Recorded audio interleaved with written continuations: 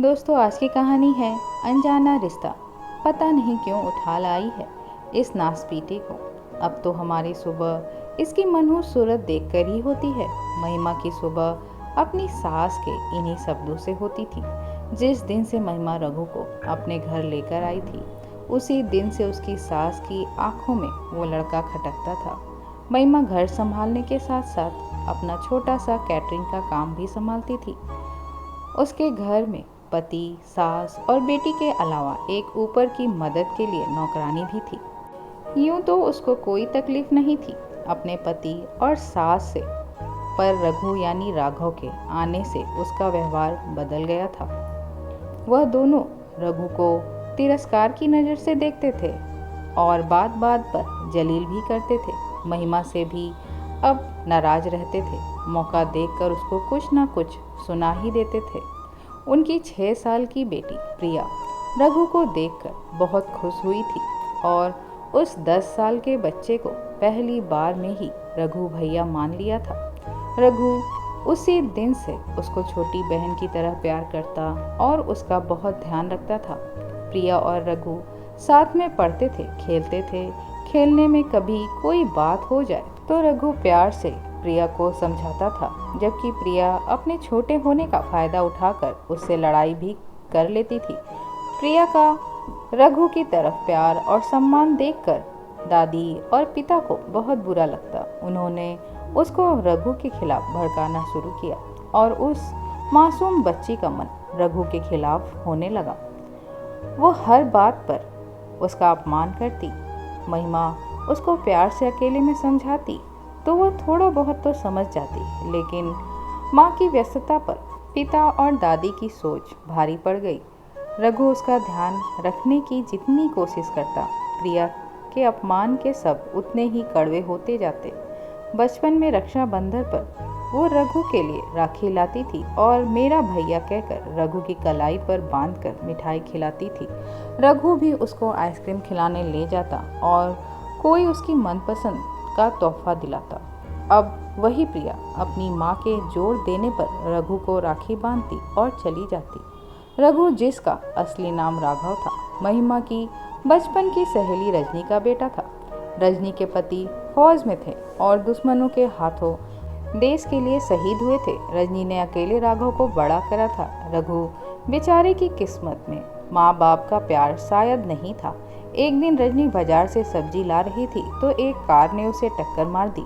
अस्पताल में रजनी ने महिमा को बुलाया और उससे वादा लिया कि वो उसके बेटे का ध्यान रखेगी।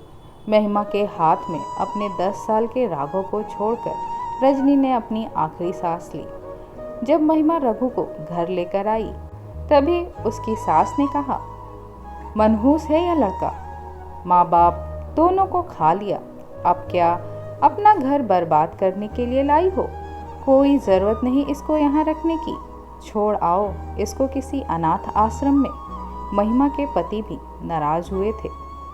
उसने उन लोगों से कुछ नहीं कहा और रघु को अपने बेटे की तरह पालने लगी। इन्हीं सब कड़वी बातों के साथ समय तेजी से आगे बढ़ा और अब रघु 23 साल का एयरफोर्स पायलट बन गया था।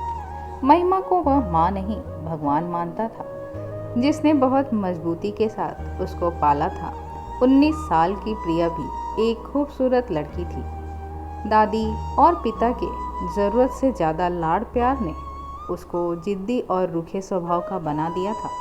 महिमा के प्यार, मेहनत और समझदारी की वजह से वह माँ की इज्जत तो करती थी, लेकिन रघु को लेकर उसका रवैया वही था। एक दिन प्रिया ने घर में बताया कि उसको किसी सहेली के घर जाना है और वह रात को वहीं रुकेगी। दादी और पिता को तो कोई मतलब था नहीं। महिमा का मन पूरी तरह से मान नहीं रहा था, पर प्रिया ने उसकी बात नहीं मानी और अपनी बात मनवा कर जबरदस्ती चली गई। रघु घर में था और सब सुन रहा था। वह प्रिया के सब दोस्तों को जानता था और उन्हें बिल्कुल पसंद नहीं करता था। वह सब बिगड़े हुए बच्चे थे। शाम को प्रिया जब घर से निकली तो रघु ने उसका पीछा किया। उसने प्रिया को एक घर में जाते हुए देखा। वह खिड़की से झांकता है तो देखता है कि गिनती के कुछ लड़के और लड़कियां ही हैं और कोई नहीं है। उसको कुछ ठीक नहीं लग रहा था। वो वहाँ छुपकर बैठ गया।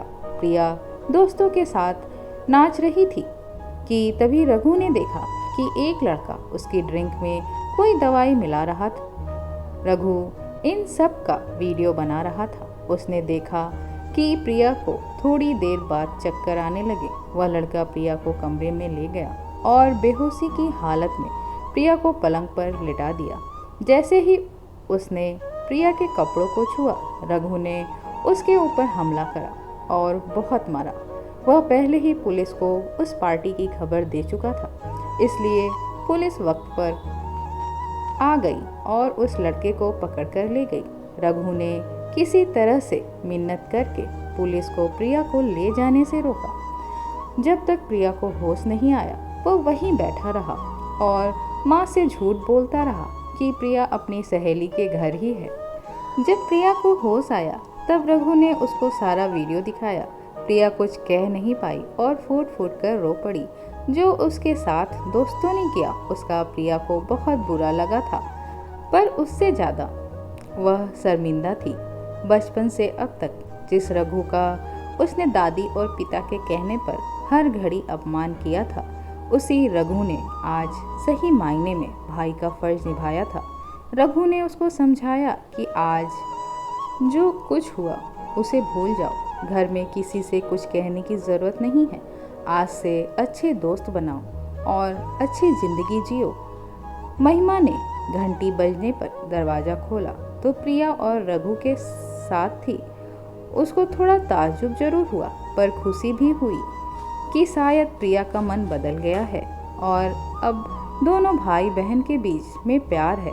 कुछ दिन बाद राखी का दिन आया तो प्रिया पहले की तरह बाजार से अपनी पसंद की राखी लाई और रघु के कलाई पर बांधकर मेरा भैया कहकर उसको गले से लगा लिया। दादी और पिता भी अब चुप हो गए थे। प्रिया के अपमान का बदला रघु ने महिमा के वात्सल्य के धागे से आज मजबूत रिश्ता बनाकर पूरा किया। दोस्तों, आशा करती हूँ ये कहानी आपको पसंद आई होगी। वीडियो को लाइक करें, शेयर करें और चैनल को सब्सक्राइब करें। धन्यवाद।